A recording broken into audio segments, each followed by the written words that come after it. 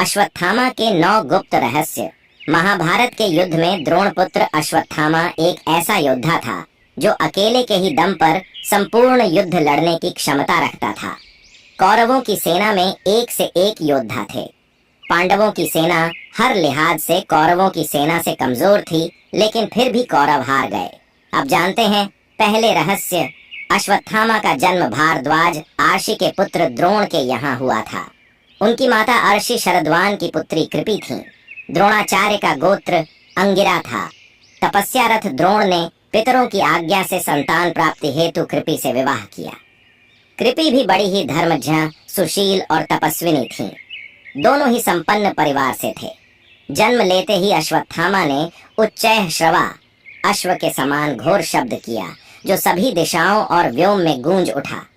तब आकाशवाणी हुई कि इस विशिष्ट बालक का नाम अश्वत्थामा होगा। अब जानते हैं दूसरा रहस्य। अश्वत्थामा के जन्म के बाद द्रोण की आर्थिक स्थिति गिरती गई। घर में कुछ भी खाने को नहीं बचा। विपन्नता आ गई। इस विपन्नता को दूर करने के लिए द्रोण परशुराम जी से विद्या प्राप्त करने उनके आश्रम गए। द्रोण आश्रम से लौटे तो घर में गाय तक न थी।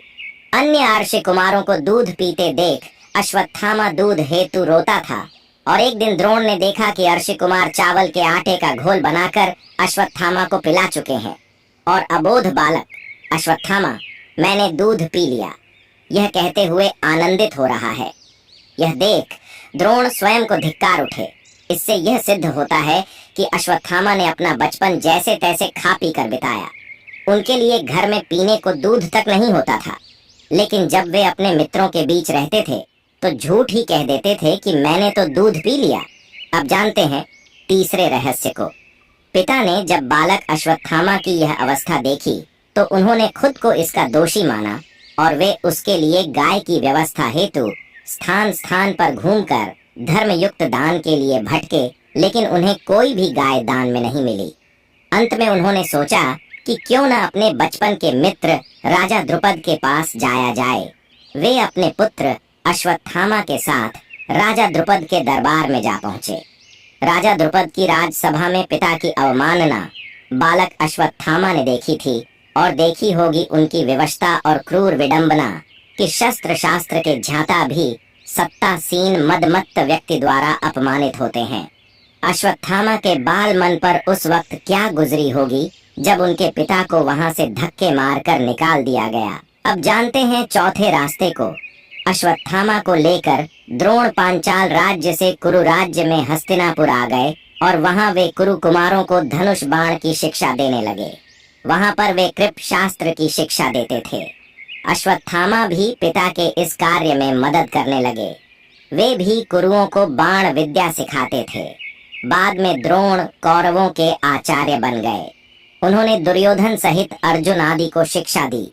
आचार्य के प्रति उदारता दिखाते हुए पांडवों ने गुरु दक्षिणा में उनको द्रुपद का राज्य छीन कर दे दिया। बाद में द्रोण ने आधा राज्य द्रुपद को लौटा दिया, और आधे को उन्होंने अश्वत्थामा को दे दिया था। उत्तर पांचाल का आधा राज्य लेकर अश्वत्थामा वहां के राजा बन गए, और उन्होंने अपने राज्य की राजधानी अहिच्त्र को बनाया। अब द्रोण भारत भर के सबसे श्रेष्ठ आचार्य थे। कुरु राज्य में उन्हें भीष्म, धृतराष्ट्र, विदुर आदि से पूर्ण सम्मान प्राप्त था। अतः अभावों के दिन विदा हो गए थे। अब जानते हैं पांचवा रहस्य। अश्वत्थामा जीवन के संघर्ष की आग में तपकर सोना बना था। महान पिता द्रोणाचार्य से उन्होंने धनुर्वेद का ज्ञान प्राप्त किया था। द्रोण ने अश्वत्थामा को धनुर्वेद के सारे रहस्य बता दिए थे। सारे दिव्यास्त्र, आग्नेय, वरुणास्त्र, पर्जन्यास्त्र, वायव्यास्त्र, ब्रह्मास्त्र, नारायणास्त्र, ब्रह्मशिर आदि सभी उसने सिद्ध कर लिए थे।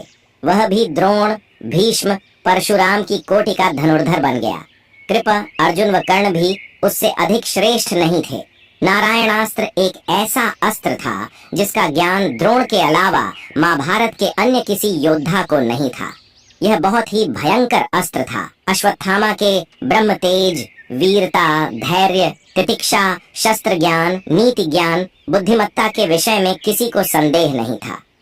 दोनों पक्षों के महारथी उसकी शक्ति से परिचित थे। महाभारत काल के सभी प्रमुख व्यक्ति अश्वत्थामा के बल बुद्धि व शील के प्रशंसक थे। भीष्म जी रथियों व अतिरथियों की गणना करते हुए राजा दुर्योधन से अश्वत्थामा के बारे में उनकी प्रशंसा करते हैं, किंतु वे अश्वत्थामा के दुर्गुण भी बताते हैं। उनके जैसा निर्भीक योद्धा कौरव पक्ष में और कोई नहीं था। अब जानते हैं छठवां रहस्य। जब राक्षसों की सेना ने घटोत्कच के नेतृत्व में भयानक आक्रमण किया तो सभी कौरव वीर भाग खड़े, तब अकेले ही अश्वत्थामा वहां अड़े रहे। उन्होंने घटोत्कच के पुत्र अंजन पर्वा को मार डाला। साथ ही उन्होंने पांडवों की एक अक्षौहिणी सेना को भी मार डाला और घटोत्कच को घायल कर दिया। अश्वत्थामा कौरव सेना के प्रधान महारथी थे। कुरुराज ने अपने पक्ष की 11 अक्षौहिणी सेना को 11 महारथियों के सेनापतित्व में संगठित किया था। ये थे द्रोण, कृप, शल्य, जयद्रथ, सुदक्षिण, कृतवर्मा, अश्वत्थामा, कर्ण, भूरिश्रवा, शकुनी और बाहलीक। अतः अश्वत्थामा 11 सेनापतियों में एक प्रमुख स्थान रखता है। इधर युद्ध में अर्जुन, कृष्ण, युधिष्ठिर, भीम, नकुल, सहदेव, द्रुपद, धृष्टद्युम्न तथा घटोत्कच आदि लड़ रहे थे। उनके रहते हुए भी उनके देखते ही देखते अश्वत्थामा ने द्रुपद, सुत सुरथ और शत्रुंजय, कुंती भोज के 90 पुत्रों तथा बलानीक, शतानीक, जयाश्व, श्रुताह्य, हेममाली, प्रशद्र तथा चंद्रसेन जैसे वीरों को रण में मार डाला और युधिष्ठिर की सेना को भगा दिया था। अश्वत्थामा द्वारा किए जा रहे इस विध्वंस को देखते हुए पांडव पक्ष में भय और आतंक व्याप्त हो गया था। अब अश्वत्थामा को रोका जाना बहुत जरूरी हो गया था। सभी इस पर विचार करने लगे थे, अन्यथा अगले दिन हार निश्चित थी। अब जानते हैं 7वां रहस्य। भीष्म के शरशैया पर लेटने के बाद 11वें दिन के युद्ध में कर्ण के कहने पर द्रोण सेनापति बनाए जाते हैं। दुर्योधन और शकुनी द्रोण से कहते हैं कि वे युधिष्ठिर को बंदी बना लें तो युद्ध अपने आप खत्म हो जाएगा। तो जब दिन के अंत में द्रोण युधिष्ठिर को युद्ध में हराकर उसे बंदी बनाने के लिए आगे बढ़ते ही हैं कि अर्जुन आकर अपने बाणों की वर्षा से उन्हें रोक देता है। नकुल युधिष्ठिर के साथ थे, वह अर्जुन भी वापस युधिष्ठिर के पास आ गए। इस प्रकार कौरव युधिष्ठिर को नहीं पकड़ सके। लेकिन द्रोण की संहारक शक्ति के बढ़ते जाने से पांडवों के खेमे में दहशत फैल जाती है। पिता पुत्र ने मिलकर महाभारत युद्ध में पांडवों की हार सुनिश्चित कर दी थी। पांडवों की हार को देखकर श्री कृष्ण ने युधिष्ठिर से छल का सहारा लेने को कहा। इस योजना के तहत युद्ध में यह बात फैला दी गई कि अश्वत्थामा मारा गया, लेकिन युधिष्ठिर झूठ बोलने को तैयार नहीं थे। तब अवंतिराज के अश्वत्थामा नामक हाथी का भीम द्वारा वध कर दिया गया। इसके बाद युद्ध में यह बात फैला दी गई कि अश्वत्थामा मारा गया। जब गुरु द्रोणाचार्य ने धर्मराज युधिष्ठिर से अश्वत्थामा की सत्यता जानना चाही तो उन्होंने जवाब दिया, अश्वत्थामा मारा गया परंतु हाथी। श्री कृष्ण ने उसी समय शंखनाद किया, जिसके शोर के चलते गुरु द्रोणाचार्य आखिरी शब्द हाथी नहीं सुन पाए और उन्होंने समझा कि मेरा पुत्र मारा गया। यह सुनकर उन्होंने शस्त्र त्याग दिए और युद्ध भूमि में आंखें बंद कर शोक में डूब गए। यही मौका था जबकि द्रोणाचार्य को निहत्था जानकर द्रौपदी के भाई धृष्टद्युम्न ने तलवार से उनका सिर काट डाला। यह समाचार अश्वत्थामा के लिए भयंकर रूप से दुखद था। पिता की छलपूर्वक हत्या के बाद अश्वत्थामा युद्ध के सभी नियमों को तोड़कर ताक में रख देता है। अब जानते हैं 8वां रहस्य। पिता की छलपूर्वक मृत्यु से दुखी होकर अश्वत्थामा मजबूर होकर नारायणास्त्र का प्रयोग करता है, जिसके चलते एक ही झटके में पांडवों सहित उनकी संपूर्ण सेना नष्ट हो जाती। सभी नारायणास्त्र से नष्ट हो जाते, लेकिन पांडवों को इस अस्त्र से बचने के लिए तुरंत ही कृष्ण उनसे अपने अपने अस्त्र त्याग कर रथ से नीचे उतरने का आदेश देते हैं और कहते हैं कि सभी नारायणास्त्र के सामने आत्मसमर्पण कर लो, अन्यथा मारे जाओगे। सभी पांडव और सेना ऐसा ही करती है। समर्पण से ही वे सभी बच सके। जब अश्वत्थामा यह देखता है कि सभी पांडव बच गए हैं तो उसे उस अस्त्र पर संदेह होता है। तब वह अर्जुन पर आग्नेयास्त्र का प्रयोग करता है, लेकिन श्री कृष्ण के कारण अर्जुन फिर बच जाता है। तब अश्वत्थामा को बड़ा क्रोध आता है। वह अपना धनुष फेंक देता है और अपनी विद्या पर संदेह करने लगता है। अब जानते हैं 9वां रहस्य, 18वें दिन कौरवों के 3 योद्धा शेष बचते हैं, अश्वत्थामा, कृपाचार्य और कृतवर्मा। इसी दिन अश्वत्थामा द्वारा पांडवों के वध की प्रतिज्ञा ली गई, लेकिन समझ में नहीं आता कि कैसे पांडवों को मारा जाए। एक उल्लू द्वारा रात्रि को कौवे पर आक्रमण करने पर एक उल्लू उन सभी को मार देता है। यह घटना देखकर अश्वत्थामा के मन में भी यही विचार आता है और वह घोर काल रात्रि में कृपाचार्य तथा कृतवर्मा की सहायता से पांडवों के शिविर में पहुंचकर सोते हुए पांडवों के 5 पुत्रों को पांडव समझकर उनका सिर काट देता है। इस घटना से धृष्टद्युम्न जाग जाता है तो अश्वत्थामा उसका भी वध कर देता है। अश्वत्थामा के इस कुकर्म की सभी निंदा करते हैं। अपने पुत्रों की हत्या से दुखी द्रौपदी विलाप करने लगती है। उसके विलाप को सुनकर अर्जुन उस नीच कर्म हत्यारे ब्राह्मण पुत्र अश्वत्थामा के सिर को काट डालने की प्रतिज्ञा लेते हैं। अर्जुन की प्रतिज्ञा सुन अश्वत्थामा भाग निकलता है। तब श्री कृष्ण को सारथी बनाकर एवं अपना गांडीव धनुष लेकर अर्जुन उसका पीछा करता है।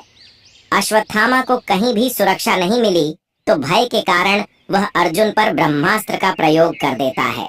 मजबूरी में अर्जुन को भी ब्रह्मास्त्र चलाना पड़ता है। अर्षियों की प्रार्थना पर अर्जुन तो अपना अस्त्र वापस ले लेता है, लेकिन अश्वत्थामा अपना ब्रह्मास्त्र अभिमन्यु की विधवा उत्तरा की कोख की तरफ मोद्दाह देता है।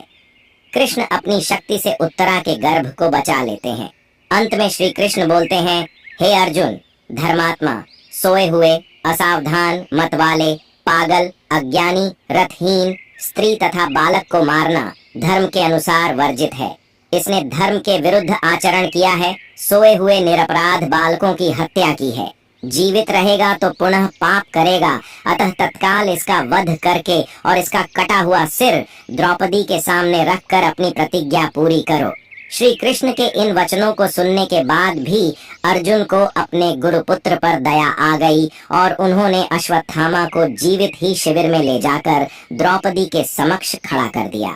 पशु की तरह बंधे हुए गुरुपुत्र को देखकर द्रौपदी ने कहा, हे आर्यपुत्र, ये गुरुपुत्र तथा ब्राह्मण हैं।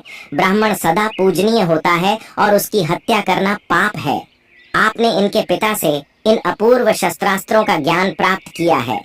पुत्र के रूप में आचार्य द्रोण ही आपके सम्मुख बंदी रूप में खड़े हैं। इनका वध करने से इनकी माता कृपी मेरी तरह ही कातर होकर पुत्र शोक में विलाप करेगी। पुत्र से विशेष मोह होने के कारण ही वह द्रोणाचार्य के साथ सती नहीं हुई। कृपी की आत्मा निरंतर मुझे कोसेगी। इनके वध करने से मेरे मृत पुत्र लौट कर तो नहीं आ सकते, अतः आप इन्हें मुक्त कर दीजिए। द्रौपदी के इन धर्मयुक्त वचनों को सुनकर सभी ने उसकी प्रशंसा की। इस पर श्री कृष्ण ने कहा, हे अर्जुन, शास्त्रों के अनुसार पतित ब्राह्मण का वध भी पाप है और आतताई को दंड न देना भी पाप है, अतः तुम वही करो जो उचित है। उनकी बात को समझकर अर्जुन ने अपनी तलवार से अश्वत्थामा के सिर के केश काट डाले और उसके मस्तक की मणि निकाल ली। मणि निकल जाने से वह मणिहीन हो गया। बाद में श्री कृष्ण ने अश्वत्थामा को 6000 साल तक भटकने का शाप दिया। अंत में अर्जुन ने उसे उसी अपमानित अवस्था में शिविर से बाहर निकाल दिया। श्रोताओं, शिव महापुराण के अनुसार अश्वत्थामा आज भी जीवित हैं और वे गंगा के किनारे निवास करते हैं।